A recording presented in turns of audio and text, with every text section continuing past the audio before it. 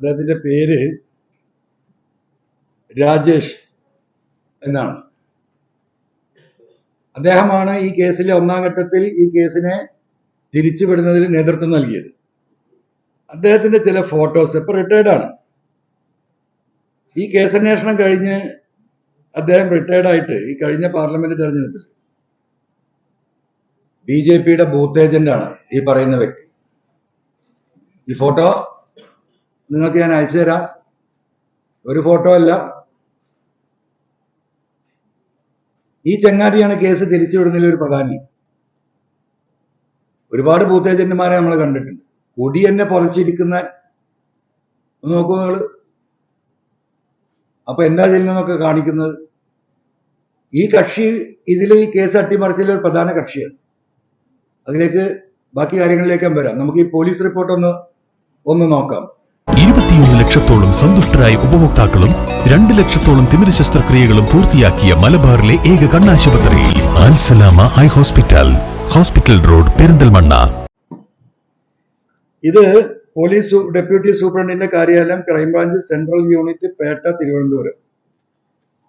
ഈ കൊടുക്കുന്ന റിപ്പോർട്ട് 11/5/2023 ഈ റിപ്പോർട്ടിൽ പറയുന്നത് ഈ കേസ് എങ്ങനെയാണ് ആദ്യഘട്ടത്തിൽ അട്ടിമറിച്ചതെന്നും ആരാണ് അതിന് നേതൃത്വം നൽകിയതെന്നും ഏത് വിധേനയാണ് ആദ്യത്തെ യഥാർത്ഥ പ്രതികളെ രക്ഷപ്പെടുത്താൻ വേണ്ടി ഈ പോലീസ് ഉദ്യോഗസ്ഥർ ശ്രമിച്ചതെന്നും അവർക്കെതിരെ നിയമ നടപടികൾ സ്വീകരിക്കണമെന്ന് പറഞ്ഞ് ഈ കേസ് അന്വേഷിച്ച് ഈ പ്രതികളെ കണ്ടെത്തിയ deputy police superintendent, crime branch central unit 1, Pettah, 10/5/2023 അദ്ദേഹത്തിന്റെ കയ്യൊപ്പോടുകൂടി അദ്ദേഹം നൽകിയ റിപ്പോർട്ടാണ്.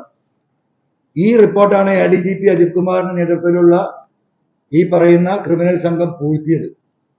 ഇപ്പോഴും ഗവൺമെന്റ് ഇത് കണ്ടിട്ടില്ല. ബഹുമാനപ്പെട്ട മുഖ്യമന്ത്രിയുടെ ശ്രദ്ധയിൽ എത്തിയിട്ടില്ല.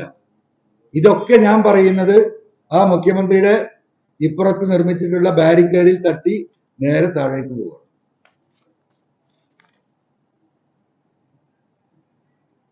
ഇതില് മേൽ സൂചന കേസിന്റെ പ്രേക്ഷിതൻ ഡെപ്യൂട്ടി പോലീസ് സൂപ്രണ്ട്, സ്വീകർത്താവ് police superintendent, crime branch central unit, Pettah. ചുരുക്കി വായിക്കാം. വിഷയം CB crime 479/CBCU Trivandrum 2019 Poojappura police station, crime number 1879. സൂചന PHQ order number D13949 dated 26/9/2019. 2019 ഈ കേസ് രജിസ്റ്റർ ചെയ്യപ്പെടുന്നത്.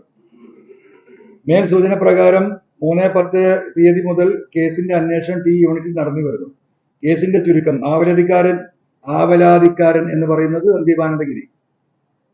ആവലാതിക്കാരൻ ശബരിമല സ്ത്രീ പ്രവേശനവുമായി ബന്ധപ്പെട്ട് ബഹുമാനപ്പെട്ട സുപ്രീം കോടതി വിധിക്ക് അനുകൂല നിലപാട് സ്വീകരിച്ച പത്രദൃശ്യ മാധ്യമങ്ങളിലും പൊതുവേദികളിലും പങ്കെടുത്ത് അഭിപ്രായം പറഞ്ഞതിൽ വച്ചുള്ള വിരോധത്താൽ BJP, RSS, സംഘപരിവാർ പ്രസ്ഥാനങ്ങളിൽപ്പെട്ട പ്രതികൾക്ക് ആവലാതിക്കാരന്റെ ആശ്രമത്തിന് അതിക്രമിച്ച് കയറി വാഹനങ്ങൾക്കും ആശ്രമത്തിനും തീ കത്തിച്ച് നാശനഷ്ടം വരുത്തണമെന്നും ആവലാതിക്കാരന് മരണഭയം ഉളവാക്കണമെന്നുള്ള ഉദ്ദേശത്തോടും കരുതലോടും കൂടി ഗൂഢാലോചന നടത്തി പ്രതികൾ 27/10/2018 തീയതിയിൽ വെളുപ്പിന് 2:30 മണിയോടെയാണ് തിരുവല്ലയിലെ ഈ ഗ്രാമത്തിൽ വന്ന് ഇത് കത്തിച്ചു പോകുന്നത്.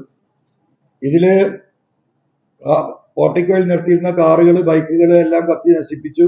അതിന് പുറമെ ആശ്രമത്തിന്റെ മുൻവശവും മുകൾ നിലയിലുള്ള ഗീതാ ക്ഷേത്രത്തിലുള്ള അമൂല്യമായ ഉപകരണങ്ങൾ കേടുപാടുകൾ സംഭവിച്ചു. ഇനിയാണ് ഇതിന്റെ ക്രക്സ് വരുന്നത്. ആശ്രമത്തിന്റെ മുൻവശത്തുള്ള സോപാനത്തിൽ PK ഷിബുവിന് ആദരാഞ്ജലികൾ, ഇത് സൂചന മാത്രം എന്ന് എഴുതിയ റീത്ത് വെച്ച് ആവലാതിക്കാരന് മരണഭയം ഉളവാക്കിയും വാഹനങ്ങൾക്കും ആശ്രമത്തിന് നാശമുണ്ടാക്കി 1 കോടിയുടെ നഷ്ടം ഉണ്ടാക്കി. ഇതിൽ പ്രധാനം ഈ കേസിന്റെ തുമ്പ് നശിപ്പിക്കാൻ വേണ്ടി ചെയ്തത് ഈ PK ബിജുവിന്റെ ഈ എഴുത്ത് ഇവർ മാറ്റിയതാണ്. മേൽ കേസിന്റെ ആദ്യ ദിവസം 27/10/2011 അന്വേഷണം തിരുവനന്തപുരം സിറ്റി പോലീസ് കമ്മീഷണറുടെ ഡേറ്റ്